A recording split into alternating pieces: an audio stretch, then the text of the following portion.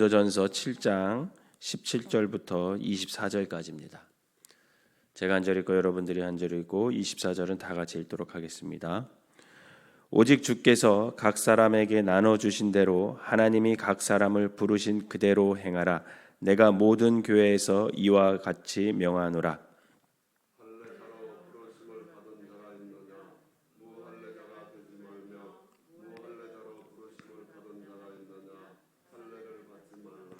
할례 받는 것도 아무것도 아니요 할례 받지 아니하는 것도 아무것도 아니로되 오직 하나님의 계명을 지킬 따름이니라.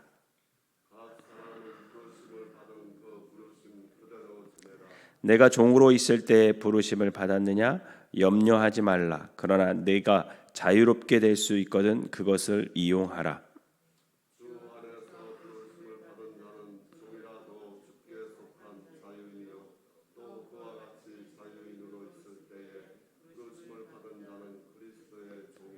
너희는 값으로 사신 것이니 사람들의 종이 되지 말라. 형제들아, 너희는 각각 부르심을 받은 그대로 하나님과 함께 거하라. 아멘. 주일 새벽 주님의 전을 찾은 여러분들에게 하나님의 은혜가 함께 하시기를 주님의 이름으로 축원합니다. 오늘 바울은 우리가 값으로 산 사람이다 이렇게 얘기를 해요. 23절 다시 한번 읽어볼까요? 23절 시작. 너희는 값으로 사신 것이니 사람들의 종이 되지 말라. 아멘. 우리를 값으로 샀다라는 거예요. 즉 이 말은 우리가 예수 그리스도의 피값으로 마귀의 종에서 하나님의 자녀로 변하게 됐다라는 것을 말하고 있는 것입니다. 여러분, 우리는 하나님의 자녀임을 믿으시기를 바랍니다. 그러니 우리는 하나님 안에서 자유로운 사람들이라는 거예요. 어떤 구속된 사람들이 아니라 하나님 안에서 자유로운 사람이다라는 거죠. 그래서 할례자나 무할례자나 상관이 없다라는 거예요. 그리고 종이나 상전이나 상관이 없습니다. 누구든지 하나님의 부르심을 받은 자들은 죄에서 마귀의 자녀에서 해방되어서 자유로운 사람이 될 수 있음을 바울은 오늘 말하고 있는 거예요. 그런데 부르심을 받은 자들이 자유한 사람이 되려면 지켜야 할 것들이 있다라는 것을 얘기를 합니다. 즉 의무가 있다라는 거예요. 여러분, 대한민국 사람이 대한민국에서 자유롭게 살려면 헌법에 명시한 그 법을 잘 지켜야 돼요. 그리고 세금도 잘 내야 대한민국 사람으로서 자유로운 삶을 살 수가 있는 거죠. 그런데 법도 안 지키고 세금도 안 내고 그러면 그때부터 구속이 시작되기 시작해요. 구속. 자유롭지 못해요. 여러 가지 불편한 점이 많아지게 됩니다. 그런 것처럼 하나님의 부르심을 우리가 받았다면 하나님의 자녀가 됐다라는 것인데 그 하나님의 자녀가 된 사람들은 하나님의 자녀로서 지켜야 할 의무가 있다라는 겁니다. 그러면 오늘 본문에서 바울 목사님이 하나님의 자녀의 의무가 뭐냐? 그 두 가지 얘기를 해요. 첫째는 하나님의 계명을 지켜야 된다고 얘기합니다. 19절 한번 읽어볼까요? 여러분 19절 시작. 할례 받는 것도 아무것도 아니요 할례 받지 아니하는 것도 아무것도 아니로되 오직 하나님의 계명을 지킬 따름이니라 이렇게 얘기합니다.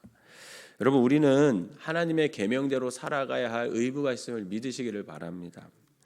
진정한 자유란 의무를 다할 때 누릴 수 있다라는 거예요.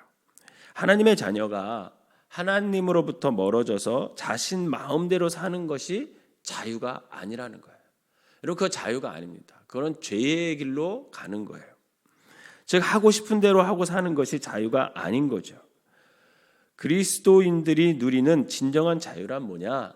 하나님 안에서 그분의 사랑을 받고 그 사랑 안에 사는 것이 가장 자유로운 삶이라는 거예요. 그래서 어거스틴은 내가 주 안에 있을 때 가장 행복합니다. 이런 고백을 했어요. 물고기가 여러분 자유롭게 살려는 마음으로 물을 벗어난다면 어떻게 되겠습니까?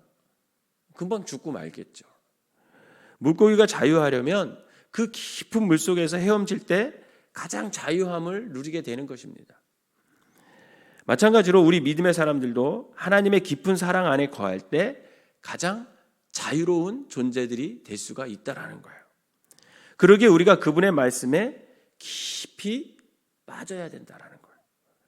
우리가 그분의 계명 앞에 순종할 때 진정한 자유를 누릴 수 있게 된다라는 거죠. 계명은 다른 것이 아니라 하나님의 말씀이에요. 계명이 곧 말씀이고 말씀이 곧 계명입니다. 이스라엘 백성들이 이 하나님의 계명을 잘 지킬 때는 하나님의 보호함 속에서 엄청난 축복을 받았지만 이 하나님의 계명을 앞에서 불순종할 때는 그들은 크나큰 재앙과 포로 생활을 하게 됩니다.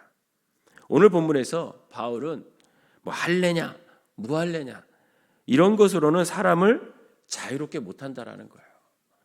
오직 우리가 하나님의 계명을 지키고 그분의 말씀 앞에 순종할 때 진정한 자유를 누릴 수 있게 된다라는 것을 말합니다. 그러니 간음의 문제도 지금 고린도 교회 안에 있었던 그 간음의 문제도 결혼의 문제도 하나님께서 명하신 대로 그냥 지키며 살아가면 그 속에서도 자유함을 누릴 수 있다 이렇게 얘기하는 거죠. 간음하지 말라라고 하나님께서 명령하셨으니까 그 계명을 지키며 살아갈 때 우리는 죄에서 자유할 수 있다라는 거예요. 결혼 문제도 주님이 명하신 대로 살아가면 우리도 자유할 수 있다라는 거예요. 독신은 독신대로 하나님께서 주신 은혜가 있는 것이고 또 결혼한 사람들은 결혼한 대로 그 가정 안에서 행복하게 그 가정을 지키면서 자유함을 누릴 수 있다라는 것을 말하는 겁니다. 바라기는 하나님의 말씀을 통해 그분의 계명 앞에 순종함으로 진정한 자유를 누리는 저와 여러분 되시기를 주님의 이름으로 축원합니다. 다음으로 말하는 하나님의 자녀의 의무는 뭐냐면 하나님의 부르심을 받은 그대로 하나님과 함께 살아야 한다라는 거예요. 그럼 24절을 읽어볼까요? 24절 시작. 형제들아 너희는 각각 부르심을 받은 그대로 하나님과 함께 거하라. 이렇게 얘기하고 있어요.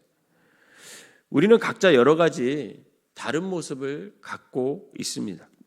즉 하나님께서 우리 모두를 똑같이 부르신 것이 아니라 각기 모양대로 우리를 불러주셨어요.